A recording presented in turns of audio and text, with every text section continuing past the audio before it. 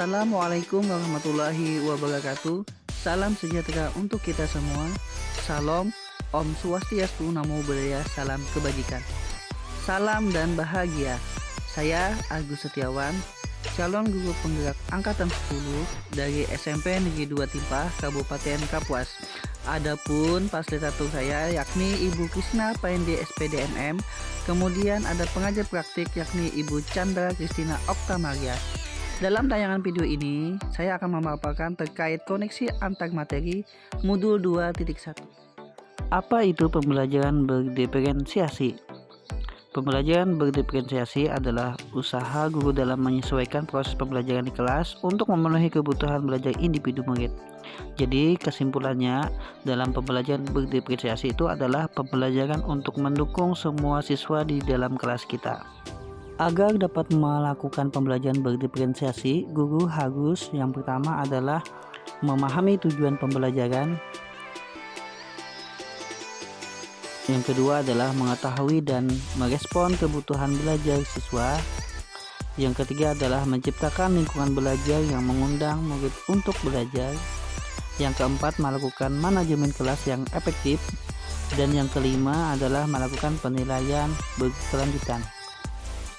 Berkaitan dengan kebutuhan belajar murid, ada 3 aspek yang harus dipahami. Yang pertama adalah kesiapan belajar, yang kedua adalah minat, dan yang ketiga adalah profil belajar murid. Oke, untuk yang pertama adalah kesiapan belajar murid. Nah, mengharuskan guru untuk menilai pengetahuan awal dan menentukan apa yang telah murid ketahui dan di mana mereka berada. Yang kedua, terkait minat murid. Minat setiap anak pasti berbeda-beda. Minat adalah salah satu motivator penting bagi murid untuk terlibat aktif dalam proses pembelajaran. Yang berikutnya adalah profil belajar murid. Itu tergantung beberapa aspek. Yang pertama adalah lingkungan, yang kedua adalah budaya, tiga gaya belajar, yang keempat adalah kecerdasan manajemen. Nah, kebutuhan belajar murid dapat diidentifikasi berdasarkan cara berikut ini. Yang pertama adalah mengamati perilaku murid. Yang kedua adalah mengidentifikasi pengetahuan awal. Yang ketiga adalah mereview dan melakukan refleksi terhadap praktek pembelajaran. Kemudian berbicara dengan guru murid sebelumnya. Kemudian membaca raport murid di kelas sebelumnya dan menggunakan berbagai penilaian formatif dan diagnostik. Strategi untuk pembelajaran berdiferensiasi berikut. Yang pertama adalah diferensiasi konten, yang kedua proses, dan yang ketiga adalah diferensiasi produk. Untuk yang pertama terkait dengan diferensiasi konten adalah berkaitan dengan apa yang kita ajarkan seperti materi, konsep, atau keterampilan yang perlu dipelajari berdasarkan kurikulum. Yang berikutnya adalah diferensiasi konten. Mendiferensiasikan konten bisa dilakukan dengan membedakan pengorganisasian atau format penyampaian, bukan mengubah dan menurunkan standar pembelajaran. Yang berikutnya adalah diferensiasi proses. Kegiatan yang memungkinkan murid berlatih dan memahami untuk memaknai konten dengan cara membedakan proses harus dijalani oleh murid.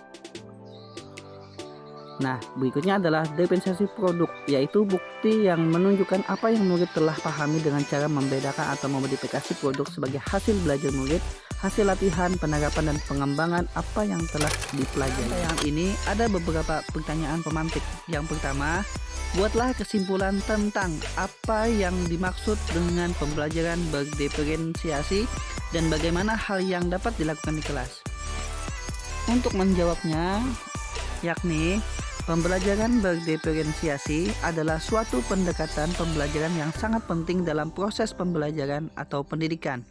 Konsep ini berkaitan dengan usaha mengakomodasi perbedaan-perbedaan antara siswa di dalam kelas, termasuk tingkat kesiapan mereka, minat belajar, dan profil belajar. Dalam praktiknya, ini berarti memahami bahwa setiap siswa memiliki cara belajar yang berbeda-beda, dan bahwa guru harus merancang pengalaman pembelajaran yang beragam untuk memenuhi kebutuhan belajar individual siswa. Pertanyaan pemantik yang berikutnya, jelaskan bagaimana pembelajaran berdiferensiasi dapat memenuhi kebutuhan belajar murid dan membantu mencapai hasil belajar yang optimal. Yaitu di kelas, pembelajaran berdiferensiasi dapat diwujudkan melalui berbagai metode. Guru dapat merancang tugas-tugas yang berbeda sesuai dengan tingkat kesulitan, memberikan pilihan kepada siswa untuk memilih topik yang mereka minati, dan menyediakan berbagai sumber daya untuk memfasilitasi pemahaman yang lebih dalam. Penting juga untuk berkomunikasi secara terbuka dengan siswa, mengidentifikasi kebutuhan dan minat belajar mereka, sehingga beradaptasi sesuai dengan kebutuhan. Dengan mengintegrasikan elemen-elemen ini ke dalam pengajaran, guru dapat menciptakan lingkungan belajar yang inklusif dan mendukung perkembangan setiap siswa. Berikutnya pertanyaan pemantik. Jelaskan bagaimana pembelajaran berdiferensiasi dapat menumbuhkan kebutuhan belajar murid dan membantu mencapai hasil belajar yang optimal. Nah, pembelajaran berdiferensiasi adalah kunci untuk memenuhi kebutuhan belajar setiap siswa. Dalam hal ini, guru dapat lebih baik menyesuaikan pengajaran sesuai dengan tingkat pemahaman dan kemampuan siswa. Ini berarti tidak hanya siswa yang lebih unggul.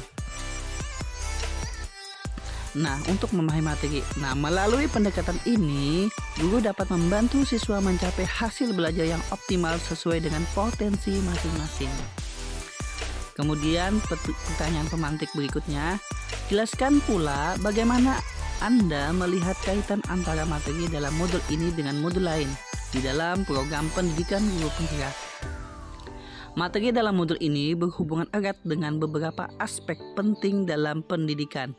Dalam konteks filosofi belajar menurut Ki Hajar Dewantara, pembelajaran berdiferensiasi mencerminkan pemahaman bahwa setiap siswa adalah unik dan memiliki cara belajar yang berbeda. Ini sejalan dengan nilai-nilai pendidikan yang menekankan inklusivitas, yaitu menerima dan mengakomodasi perbedaan siswa. Peran guru penggerak menjadi semakin penting dalam memfasilitasi pembelajaran berdiferensiasi. Selain itu, ada hubungan yang kuat antara visi sekolah dan budaya positif dengan pembelajaran berdiferensiasi. Visi sekolah yang inklusif dan berorientasi pada siswa menciptakan lingkungan yang mendukung penerapan pembelajaran berdiferensiasi. Budaya positif di sekolah menghargai perbedaan, mendorong kolaborasi, dan mendukung eksperimen dalam pendekatan pembelajaran. Baik, itulah terkait paparan koneksi antar materi modul 2 yang telah saya sampaikan.